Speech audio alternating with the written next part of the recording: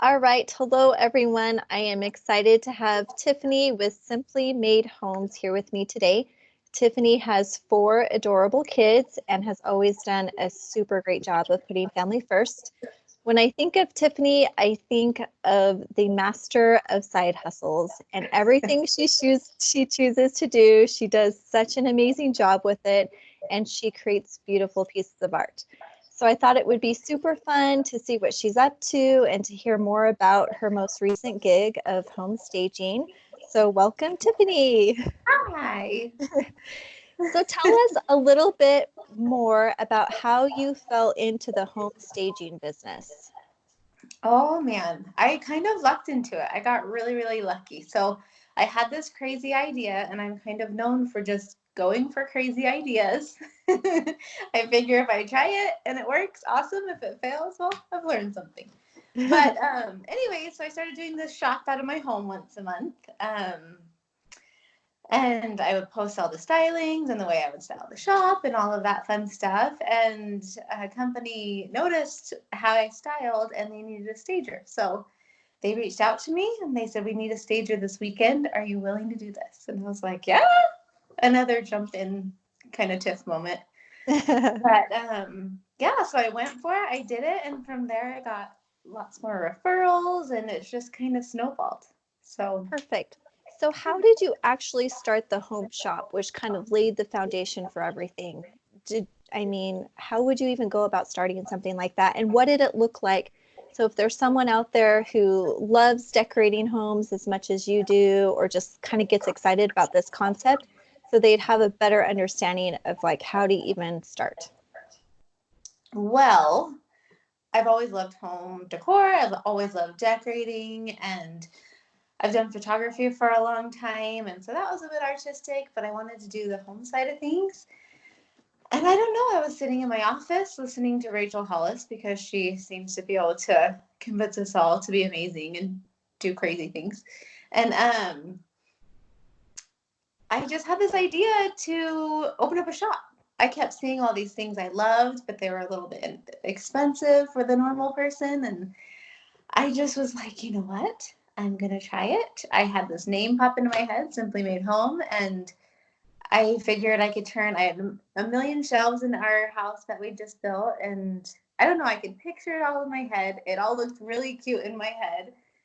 And I decided, with Instagram being such an amazing platform, I just decided to go for it. I got a business license that very night. Like, I applied for a business license. I got all the necessary documents I needed, my seller's permit, all of that stuff. And I just figured I'd try it. And I was so nervous. So nervous that nobody would show up because I bought all this inventory. I found lots of vendors and I had all these local artists who are so talented. That's also part of where my idea came from, was I wanted to feature local artists, local designers, local people who have a great product but no way to put it out there. Mm. That's really where it stemmed from. So, did I even answer your question? I'm Yeah, talking you in did. circles. Absolutely. That was perfect. So, as you said that you got yourself licensed, you kind of got everything going. So, did you use someone else as a mentor to kind of help you know what steps you needed to take to start this business, or did you just kind of search out and find vendors and all of those things that you needed to do? I just kind of searched out. Any kind of, I didn't have any mentors or anyone to tell me how to do it or what to do it or the best ways to do it. Sorry, you're falling. Um, I had helped my husband run our business for the last 15 years, so I had a little bit of know-how on how to get all the documents, but I basically looked everything up online. I had a few friends, and I said, "Hey, you have really cute things. Do you know where any of them came from?" So I had some friends who helped me find some sources, and once we started looking, it got easier to find more places and vendors to purchase from. But I knew if I wanted people to come in and purchase all of the local people's items, that I would need to have a bit more and have more of a draw. So yeah, I just researched and looked, and found what I needed. And then the more longer I did it, the more I would learn and fine tune things. And I'm still fine tuning everything every day. So was Instagram your main platform for getting all of this information out so people like knew when the shop was open? And you used your photography skills though, right? Because you posted amazing pictures of all the different things that you were selling also on Instagram too. So that helped tremendously, don't you think? Absolutely. Like having my photography skills, I never knew it would branch into this because I've always done families, but it helped a ton because that's what caught people's eye on Instagram. And that was basically my main platform, Instagram. And then I would create a Facebook group or event. Okay. And that helped as well. But really, Instagram was and has been my biggest tool to grow my business. So, but yeah, having photography on my side definitely helped to kind of catch people's eye and hopefully draw them in. Perfect. So do you think the gig of home staging is like your main focus now, or are you still holding your shop open? Is your shop open still like on a monthly basis, or how is all that coming together? No, so last year I basically did it on a monthly basis. So it's been a full year as of November that I started the shop. And it when staging started, which was in May, last year in May, it was just getting hard to juggle, but I could still manage it. And I have 4 kids, and they play soccer and sports and everything else. And so it just got really, really busy. And I'm pretty good at busy. I'm Mm-hmm. not good at sitting still, but by the end of the year, I was toast. I was like, what have I done to myself? So I've tapered back a bit on the shops. And I'm thinking I'm still trying to revise, it's all a work in progress.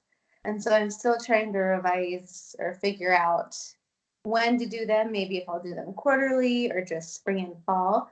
But home staging has definitely become like my number one focus and it kept me so, so, so, so busy. And Yeah, so I also need to remember I've got kids, so I've got to make sure my focus is them first and then my businesses. yeah, that's That's my main perfect. thing. I love that. That's Yeah. perfect. So do you have like a website online? Is there somewhere people can go to still have access to some of these great artists and those ladies that you're working with to create that business? If I'm being 100% honest, I am not.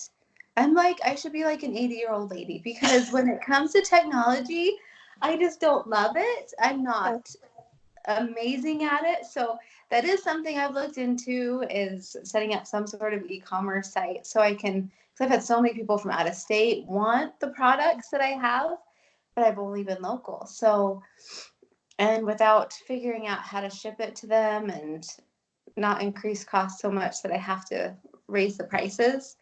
Right. It's definitely something I've looked into and I'm still looking into. It's one of those things where I feel like you should hire somebody smarter than you, right? Isn't that what they say to do? Yes. So yes, I'm looking into doing that and I want to do it. It just, I haven't quite gotten there yet. Perfect.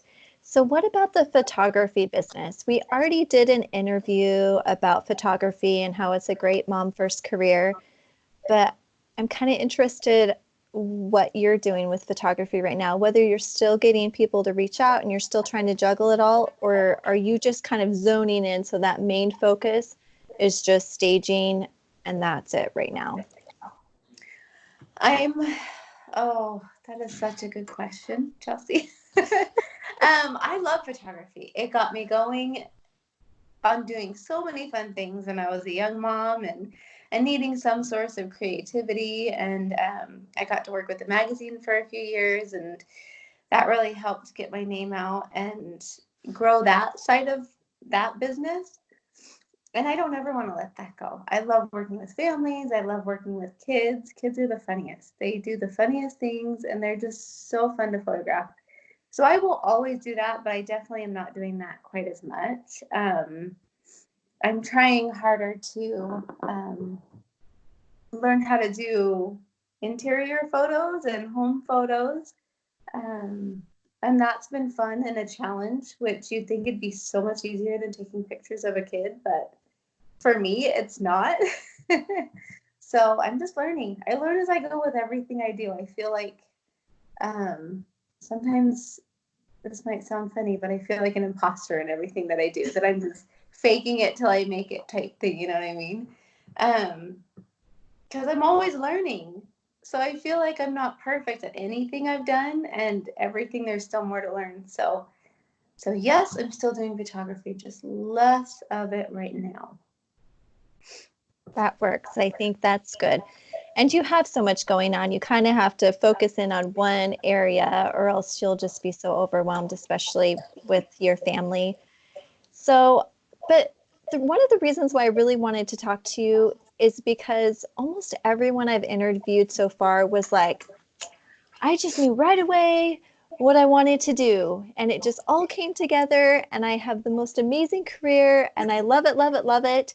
And unfortunately, that hasn't happened for me. Like I never had this light bulb come off where I was like, oh, that's my calling. That's what I'm going to do. And I have kind of been on this roller coaster of jobs throughout my life. And I think that you're a great example because for some girls, the same thing isn't going to work for them.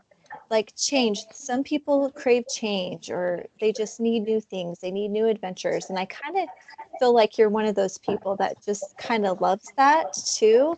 And so that's kind of why you just jump out and just give it a go. Um, do you have any advice for those girls that are maybe similar to you and I, where it's a little bit harder to just hone in on one thing and just go for it? Yeah, that has never been a thing for me. Like even when I went to college, well, growing up I moved a lot. And I think that's part of my problem is I got used to change, and so staying doing the same thing is was really hard for me for a long time. And I love so many things. So I don't think it's always going to be natural or normal for you to know exactly what you want to do. I went to college and I started out in interior design, and then I switched to accounting. Go figure. I don't even like accounting, but I do it all the time magically. um, and then I switched to nutrition, and then I was like, yes, nutrition is what I want to do. And then photography has always been something I loved. So I really just tried to take all the things I loved and learn more about them. I learned more about nutrition, something I still love, but have so much to learn. Um, Photography, I learned a lot about that, and I did a lot of mentoring and took classes. And then I had this idea for design, that part of my, I guess, education. And I never knew where I'd end up. I just knew that if I kept trying and kept learning and pursuing things I was passionate about, then I would end up in the right spot. And never did I imagine I'd be a stager. I don't even, it just fell in my lap. And it is hands down my favorite thing I've done. And so I think if you just learn more, which we have access to everything, we've got the internet, we've got the internet. I sound like an old lady. The World Wide Web. The interweb. The interweb. But if you just, we have so many things right at our fingertips. If you just keep learning about what you're passionate about, I feel like you can't go wrong. And even if you fail along the way, so what? You learn something when you fail. And I tell my kids that all the time. Like, I'd rather you fail a million times than to never have tried. So, I don't know. There's so much to learn. And I feel like if you keep learning, you'll end up where you're meant to go. So with the home staging, is there any type of education or resource or anything out there for girls to get a better handle as to what it entails and what the daily tasks would be so they can say, you know what, this is like it. I just want to figure this out and make this happen so that they can kind of move forward. With staging, Mm-hmm. um, well, yeah. It's so funny because people see the really fun side of things. They see the pretty pictures I post. Hmm. Yesterday, I literally walked over 11 miles. I know, I looked at my watch and I was like, what? How? How did I do that today? I was so tired by the end of the day. But there's days like that. But I love being in control of my schedule for the most part. I love that I can come home and be with my kids if I need to be. So staging is not all just the pretty pictures. There's a lot of hard work that goes into it.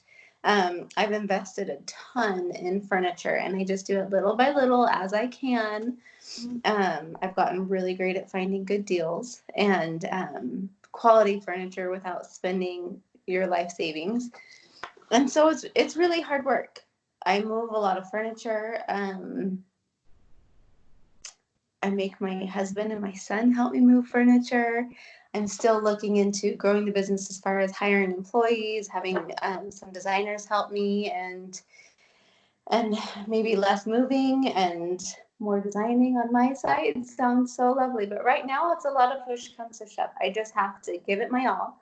I know I've got to put in time so I can grow my inventory without having to pay employees at the same time. And it will all turn over. So staging, there's a lot of moving.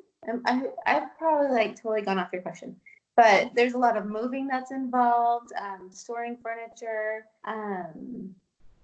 getting the furniture where you need it to be. But then once you get it in there, you have this beautiful, quiet house. And you get to be creative. And that is my favorite part.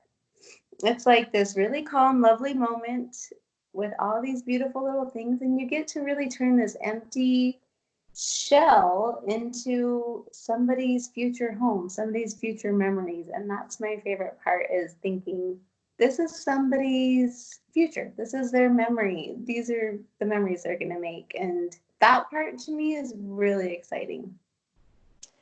So, in order to be a stager, do you have to go out and have all the inventory yourself? And are you contracting with these different builders?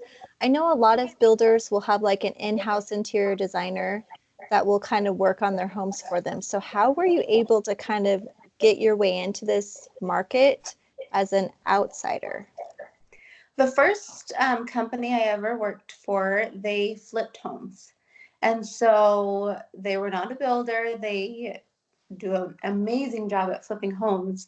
And so they just hired me to come and sell their house quickly. Because with staging, if people have never used a stager before or really seen the benefits, typically the houses sell faster.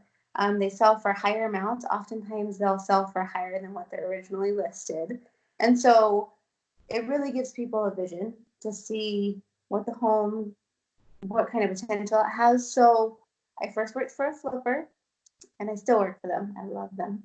And then most of the time I work for real estate agents. So they're older homes. They're not these brand new builds, which I think a lot of people think if it's staging, I get these picture perfect houses, but they're not. They're older homes that need some love and attention, and it's really satisfying to take those homes and bring them to life. So yeah, I mostly work for real estate agents, just agents wanting to sell their listings fast and for a high dollar amount.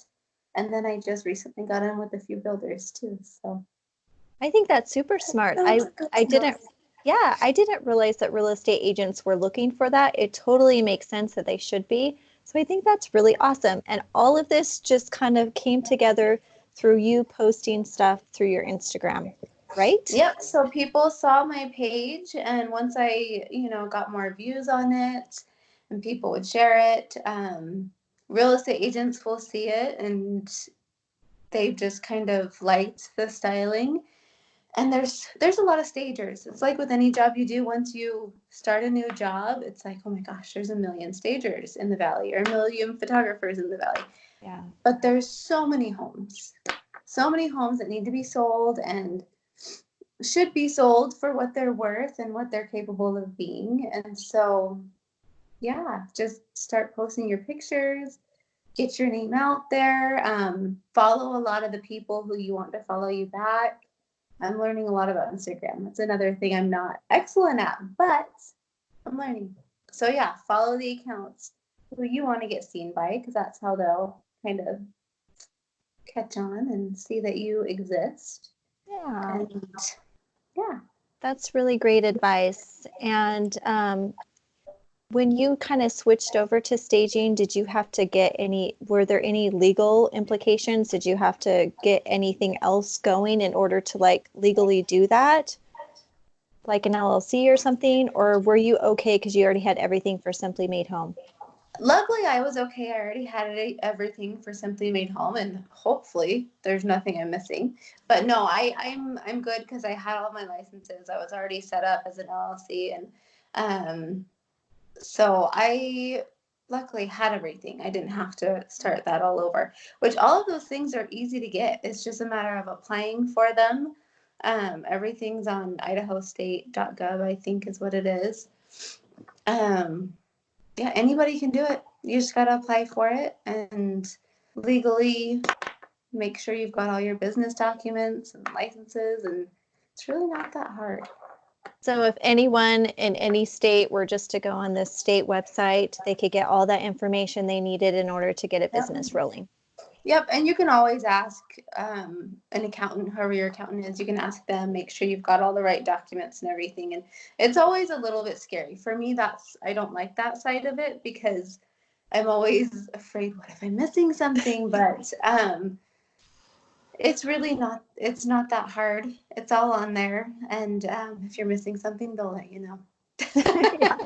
The In state one will in eventually let you know. in one way or another. It could be in a bad way, or it could be in no way. And no way is usually the best way, right? Yeah, Okay. no, it's all on there. And if you have your accountant check it, you'll be good to Okay, fantastic. go. Well, this was awesome. Thank you so much, Tiffanie, for sharing your time and skills with us today. You're welcome. You gave all of those future moms out there some more career options to consider, and Yeah. we're all super grateful for that. Thanks to everyone for tuning in. I will have links below to Tiffany's work so you can check her out. And please subscribe and share this video with a friend who may be interested in a similar career one day. So we will see you all in the next video. Thanks for Bye. having me.